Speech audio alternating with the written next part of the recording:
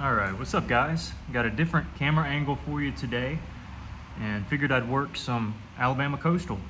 This is some of the purple swirl with a little bit of orange in it, and I am really excited to break into this piece and see what we got. So let's begin.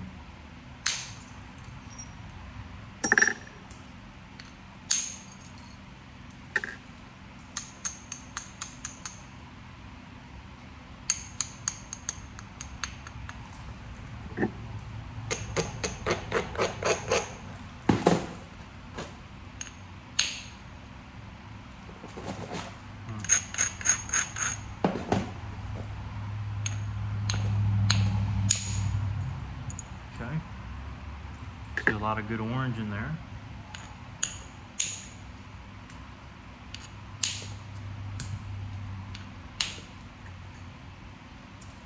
Kind of isolate that ridge and platform right there.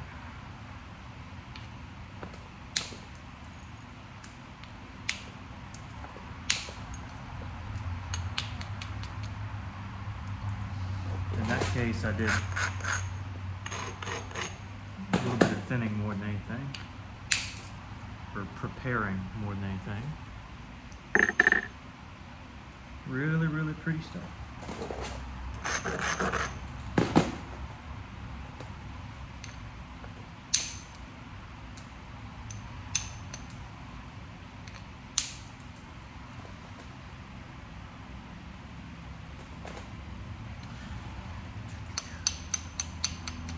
I don't know what I want to make yet, but I know I want to make it good. I don't get this material every day.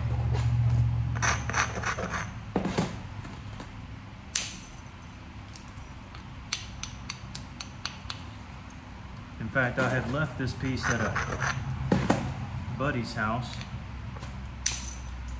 and I hadn't been able to get over to my buddy's house in over a year, so I finally got it back just the other day, and I about forgot I had it in there.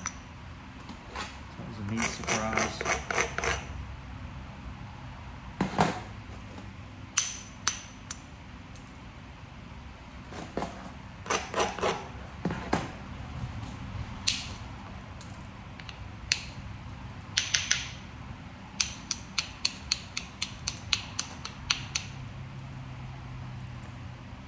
Now we got a big hump there.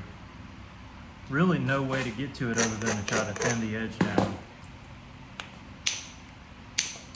You also got a weird part here on the base we'll have to thin out. Hopefully that seam doesn't go far.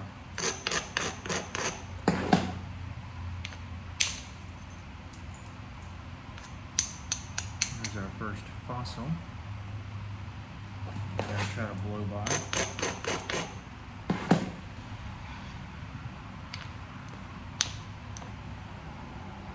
That actually might be the original bulb of percussion.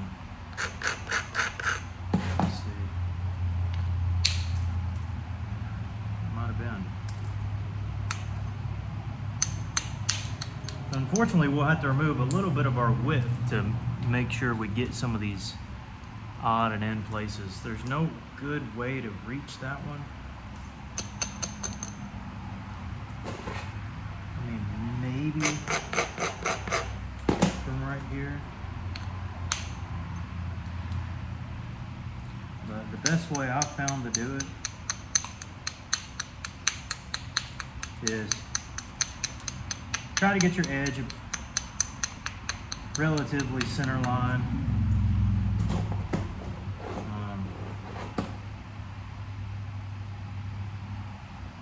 In this case, I need to remove off this face so that helps. That'll help raise it up a bit more.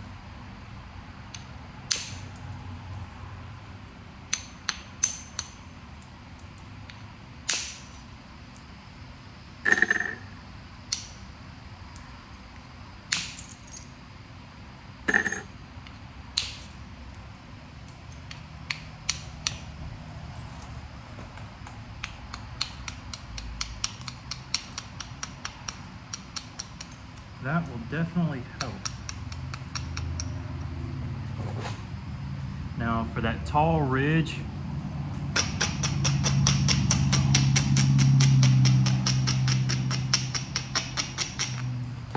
I'm gonna braid it down a little bit.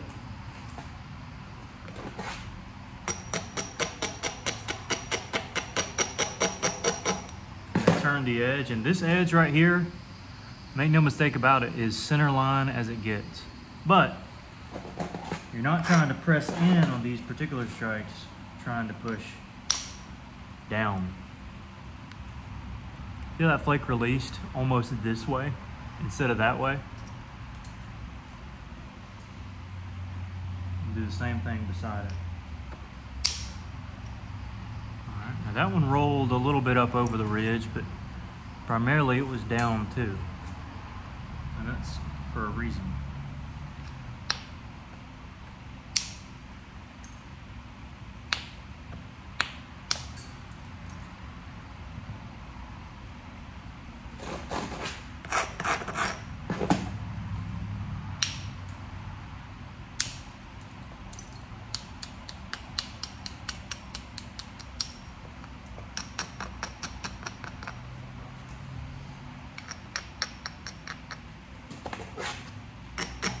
These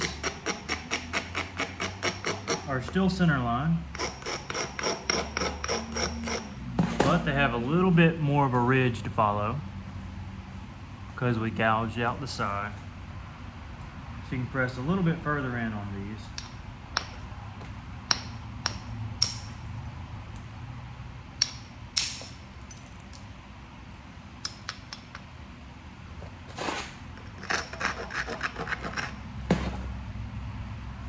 I don't like that platform.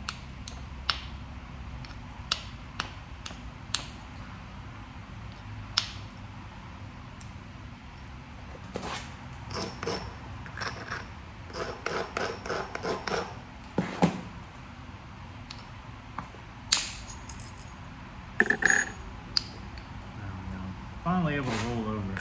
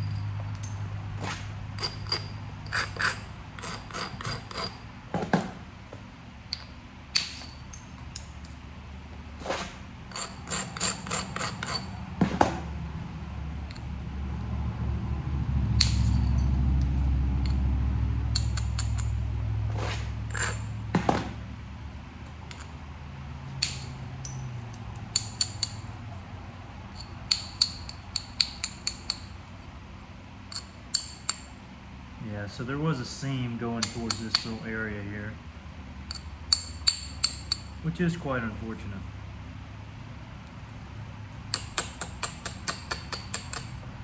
But not a huge deal.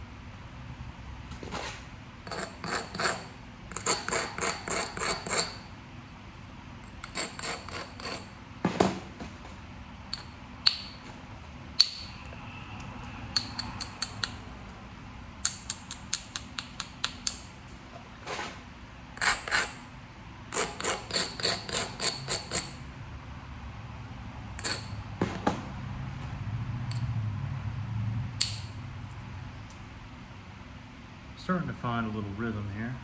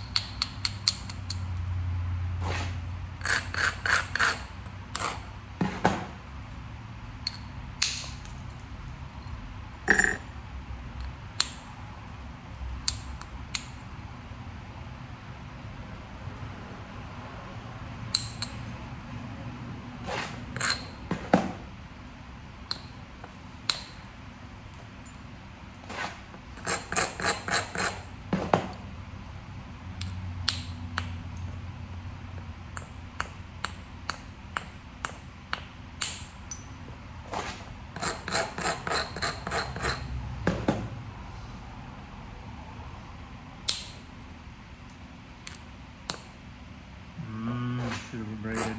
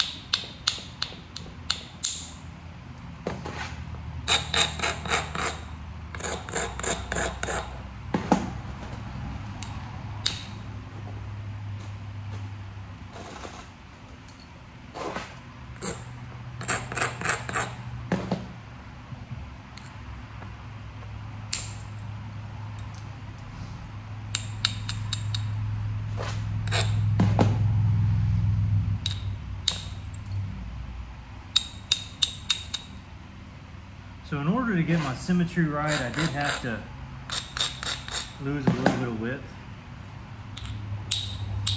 So certain point types are already out of the question. I know lately I've been making some really nice bowline bevels. So I may attempt one of those.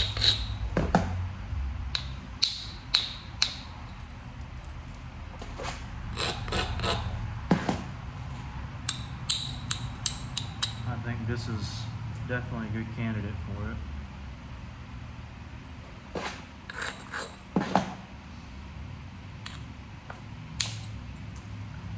Of course, you can make your clovises and stuff, but I've kind of been leaning more towards making clovises out of raw material rather than my heated. Personally speaking, I find more satisfaction making paleo points out of genuine raw material like they would have been rather than heated material. So I'd rather use heated material for non-paleo points. They look just more authentic kind of to me, I guess.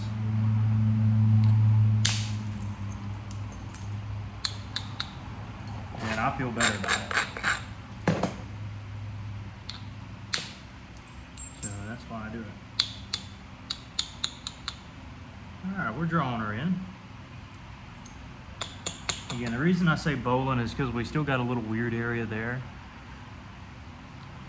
And honestly, the color will still be all the way through in a bowline bevel, so Not losing much, if anything.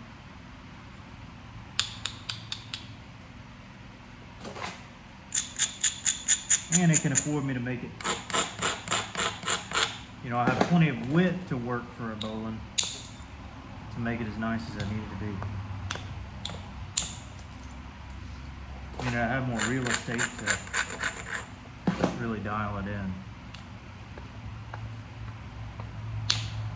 rather than just kind of squeeze a point into your material.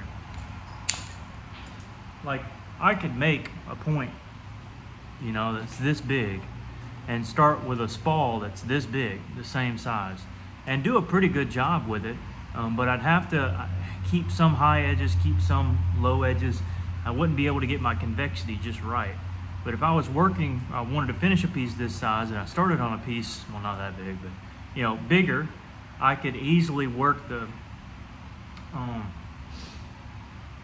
convexity into the piece and get it really, really nice and sequential. But nonetheless, sometimes when you're working with a thinner kind of profile, you just take what you get. But this will make a good bowline if I can make that work. And you know, I don't know if I have a good bowline bevel on the channel either.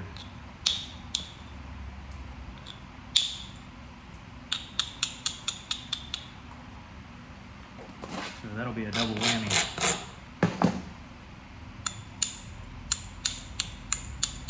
Because like I could make a Simpson or something from this stage. And a lot of bowlines, a lot of them weren't heated, but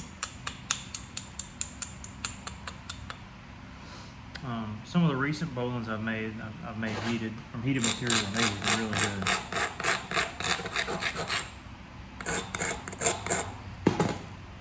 So I may give it a shot.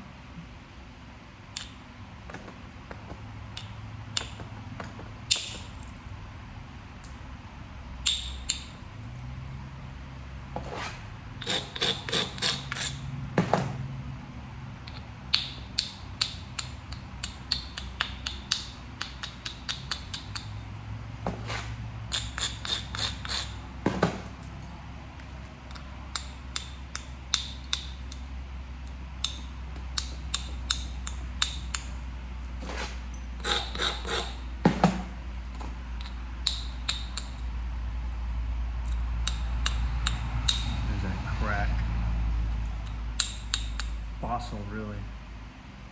It was like a mixture of where the original Bulba percussion was, but also where a seam or a fossil was in the stone. So it's just that was perfect. That is exactly what I wanted right there. But see, there's also a inclusion. Had to get around.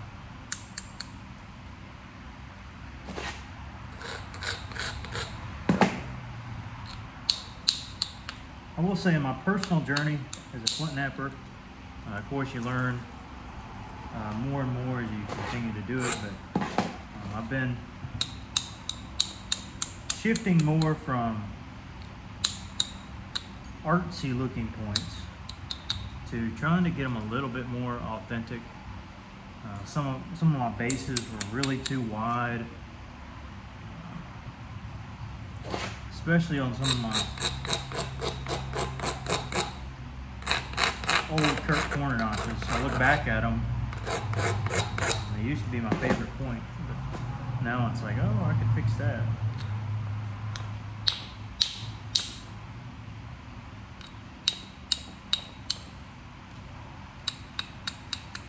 Really just trying to isolate. Hope this will take off. No. We can still get it though. Pretty easily.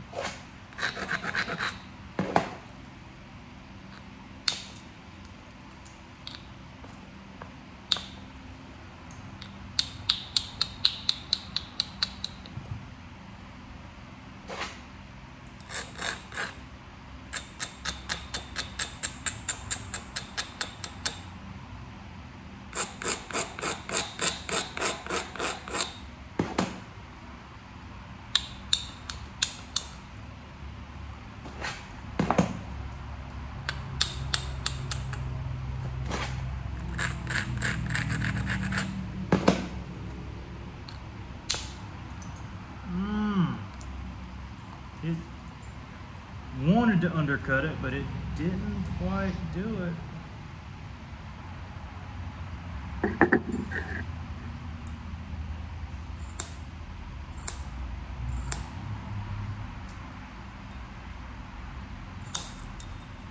There he goes. That is what we needed. There's another fossil break right there. I think that was a fossil break. All right, from this stage onward, at least in regards to the base, you start doing some pressure flicking.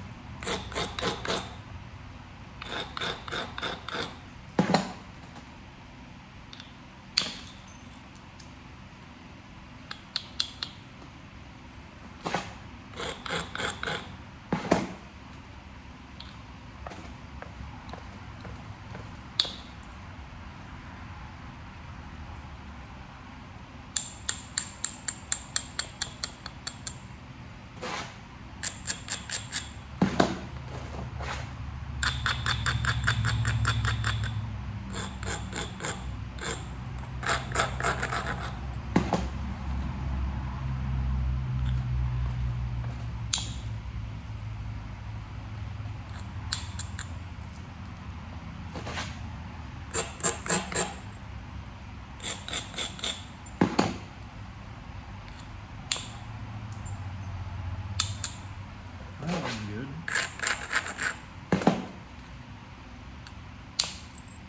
That was though.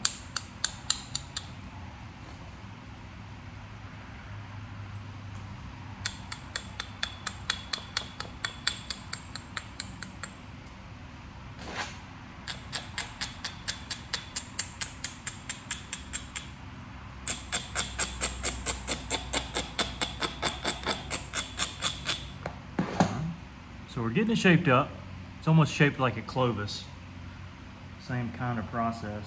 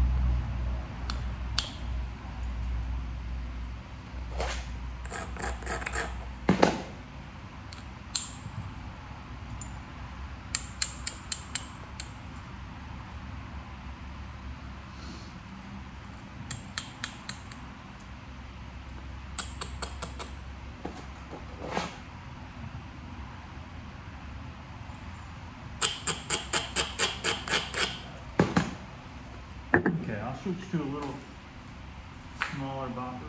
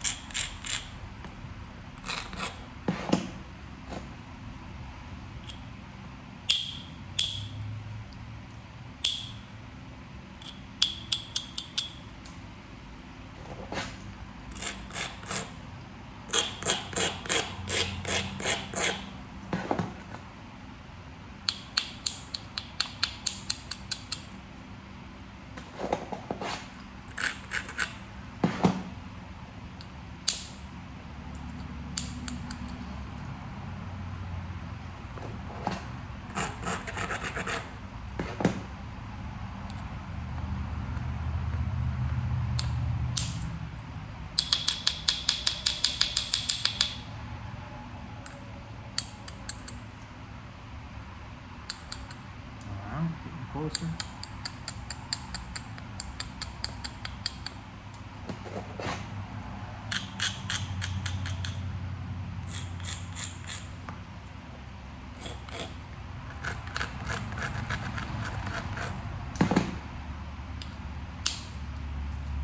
I know I said kind of a while ago that I'm gonna switch to pressure.